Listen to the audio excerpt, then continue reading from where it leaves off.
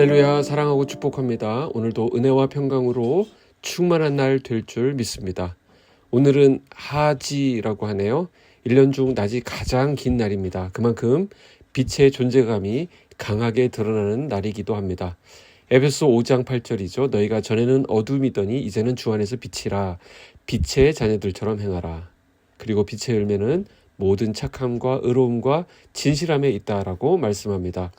빛의 열매가 아름답게 맺히는 우리 빛소금 성도님들의 오늘이 되기를 소원합니다. 본문 말씀은 사도행전 23장 12절부터 35절인데 오늘 22절부터 읽겠습니다. 이에 천부장이 청년을 보내며 경계하되 이 일을 내게 알렸다고 아무에게도 이르지 말라 하고 백부장 둘을 불러 이르되 밤 제3시에 가이사랴까지 갈 보병 200명과 기병 70명과 창병 200명을 준비하라 하고 또 바울을 태워 총독 벨리스에게로 무사히 보내기 위하여 짐승을 준비하라 명하며 또 이 아래와 같이 편지하니 일렀으되 글라우디오 루시아는 총독 벨릭스 각하께 문안하나이다. 이 사람이 유대인들에게 잡혀 죽게 된 것을 내가 로마 사람인 줄 들어 알고 군대를 거느리고 가서 구원하여다가 유대인들이 무슨 일로 그를 고발하는지 알고자 하여 그들의 공회로 데리고 내려갔더니 고발하는 것이 그들의 율법 문제에 관한 것뿐이요 한 가지도 죽이거나 결박할 사유가 없음을 발견하였나이다. 그러나 이 사람을 해하려는 관계가 있다고 누가 내게 알려주기로 곧 당신께로 보내며 또 고발하는 사람들도 당신 앞에서 그에 대하여 말하라 하였나이다 하였더라. 보병이 명을 받은 대로 밤에 바울을 데리고 안디바드리에 이르러 이튿날 기병으로 바울을 호송하게 하고 영내로 돌아가니라. 그들이 가이사랴에 들어가서 편지를 총독에게 드리고 바울을 그 앞에 세우니 총독이 읽고 바울더러 어느 영지 사람이냐 물어 길리기아 사람인 줄 알고 이르되 너를 고발하는 사람들이 오거든 내 말을 들으리라 하고 헤롯궁에 그를 지키라 명하니라. 자, 바울은 유대인들에 의해 죽임을 당할 위험에 처해 있었습니다. 그러나 바울은 하나님의 도우심으로 공회 앞에서 지혜로운 변론을 할 수 있었고요. 유대인들 안에 일어난 자중질환으로 겨우 위기를 넘기게 됩니다. 바울은 그 깊은 밤 홀로 갇힌 처지였지만 그는 혼자가 아니었죠. 소망 가운데 주님의 음성을 듣게 됩니다. 담대하라. 내가 예루살렘에서 나의 일을 증언한 것 같이 로마에서도 증언하여야 하리라. 이 말씀을 통해 바울은 자신을 향한 주님의 분명한 계획이 있고 또 어떠한 어려움 가운데서도 주님은 그 계획을 실행하실 것을 그리고 그 어떤 세력도 이 일을 방해할 수 없다는 사실을 확인할 수 있었습니다. 이렇게 되자 더욱 급진적인 유대인들은 새로운 계획을 또 세우게 됩니다.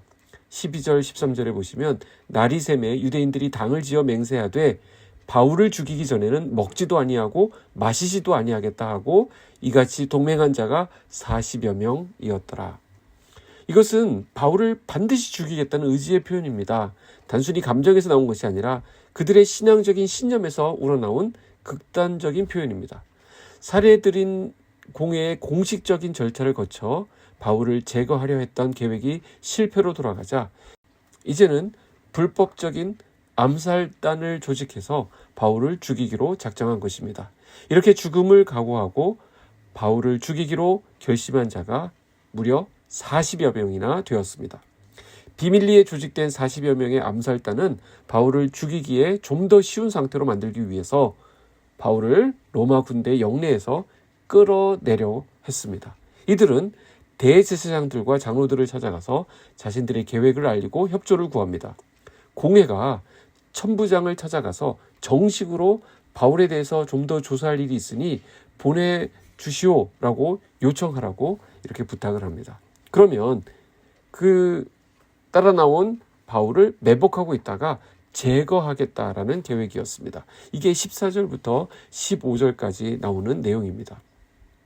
자, 앞에서 있었던 공회에서의 그 신문은 바울의 지혜로운 처신으로 무산되었던 적이 있죠.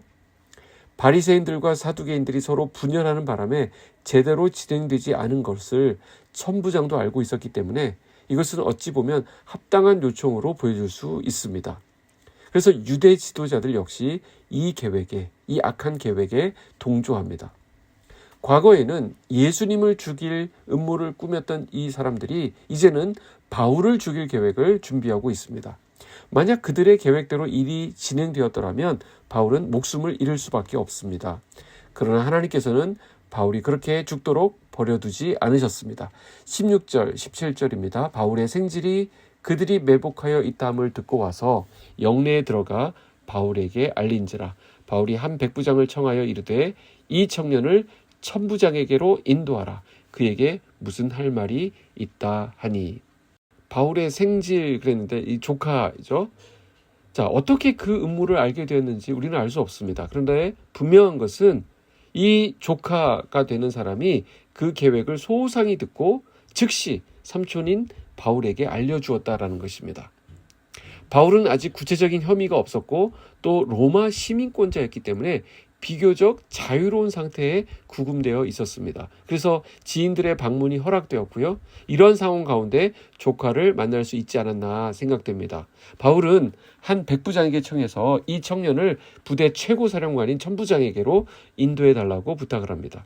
하나님께서 자신을 로마로 보내시겠다는 분명한 계획을 확인시켜 주셨지만 바울은 하나님의 주권을 신뢰함과 동시에 그분이 예비하신 것을 또한 지혜롭게 활용하는 모습을 보여주고 있습니다. 이것은 전혀 다른 문제죠. 바울은 하나님을 신뢰하였고 또 그렇기 때문에 자신에게 주신 계획들, 즉 로마 시민권과 군인 또 사람을 통해서 듣게 되는 중요한 정보를 적극 활용하게 되는 것을 볼 수 있습니다. 그렇게 바울의 조카는 백부장의 인도로 천부장에게 안내됩니다. 자, 우리가 여기서 알 수 있는 것이 무엇입니까? 하나님의 인도하심입니다. 하나님은 우리가 전혀 생각하지 못한 방법으로 우리를 도우신다라는 것이죠. 사방에 우겨쌈을 당할지라도 우리는 어디가 열려 있습니까? 위에가 열려 있는 사람들입니다. 주님은 우리를 위한 놀라운 방법을 준비하고 계십니다. 그래서 우리의 생각으로는 극복하기 어려운 문제를 만났다 하더라도 우리는 실망해서는 안 됩니다. 우리의 생각과 하나님의 생각은 다릅니다. 도무지 이해할 수 없는 방법으로도 우리를 이끌어 가실 수 있다라는 것이죠. 그것이 도저히 감당하지 못할 시험이라면 시험 당할 즈음에 또한 피할 길을 내시는 분이 우리 주님이십니다. 우리가 전혀 생각하지 못했던 방법으로 우리를 도우셔서 승리하게 하실 우리 주님을 신뢰하기를 주님의 이름으로 축복합니다. 자, 바울의 상황을 알게 된 천부장은 부하들을 불러서 바울을 이송하려는 계획을 지시합니다. 그게 22절부터 나오는 내용인데요. 천부장은 바울을 총독 벨릭스가 있는 가이사랴라고 하는 곳으로 호송하기로 결심합니다. 그리고 이 작전을 수행하기 위해서 부대를 긴급히 준비시키는데 그 늦은 밤에요.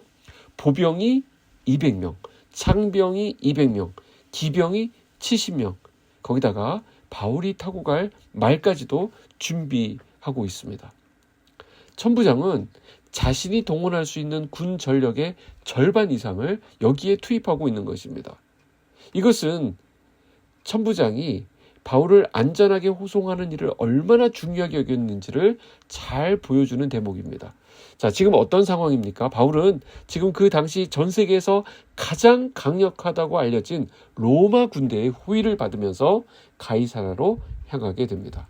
원래 바울은 죽은 목숨이었죠. 유대 지도자들에 의해서 죽음의 위기에 처했던 그런 바울이었습니다. 그러나 그때 주님의 격려가 있었고 또 조카를 통해서 그들의 계획도 알게 되었습니다. 그리고 이제 로마 군대가 자신을 호위하는 모습을 바라보는 바울을 한번 상상해 보십시오. 주님의 일하심, 주님의 능력에 그저 놀랄 수밖에 없었을 것입니다. 그런데 그게 끝이 아닙니다. 천부장은 총독 벨릭스에게 보낼 공문을 작성합니다.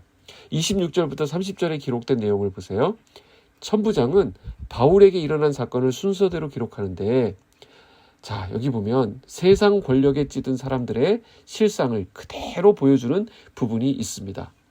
이 천부장은 모든 사건을 자신에게 유리하게끔 조작하는 것을 보게 됩니다. 기억하십니까? 천부장은 원래 바울을 결박하고서 채찍질하려고 했던 바로 그 장본인입니다. 그런데 바울이 그때 뭐라고 합니까? 나는 로마의 시민권을 가진 자입니다. 라고 스스로 문제 제기를 했던 적이 있죠. 그래서 천부장이 겁을 먹습니다. 로마 시민권자는 재판 없이 함부로 때릴 수가 없거든요. 그래서 천부장은 편지에다가 그 내용을 슬쩍 생략해버립니다. 오히려 이렇게 바꾸죠. 내가 로마 사람인 줄 들어 알고 군대를 거느리고 가서 구원하여다가 라고 살짝 바꿔버립니다. 자기 상관에게 문책당할까봐 두려웠기 때문입니다. 로마 시민권자로 밝혀진 사람을 채찍질할 뻔한 무도한 부하로 인식되기보다는 유대인들로부터 맞아 죽을 뻔한 로마 시민을 보호한 의인으로 기억되고 싶었던 것입니다. 자, 이런 조작과 왜곡의 역사는 우리 인간 역사를 통해 오늘까지도 이어지고 있습니다. 자신의 출세와 자신의 명예를 위해서 사실을 왜곡하고 거짓을 일삼는 일들이 세계 도처에 나타나고 있음을 봅니다. 우리 이 시간 함께 기도했으면 좋겠습니다. 하나님의 공의가 이러한 악한 시도를 제어하시도록 우리 기도하기 원합니다. 그런데 보십시오. 그런 천부장의 술수 속에 한 가지 중요한 사실이 드러나게 됩니다.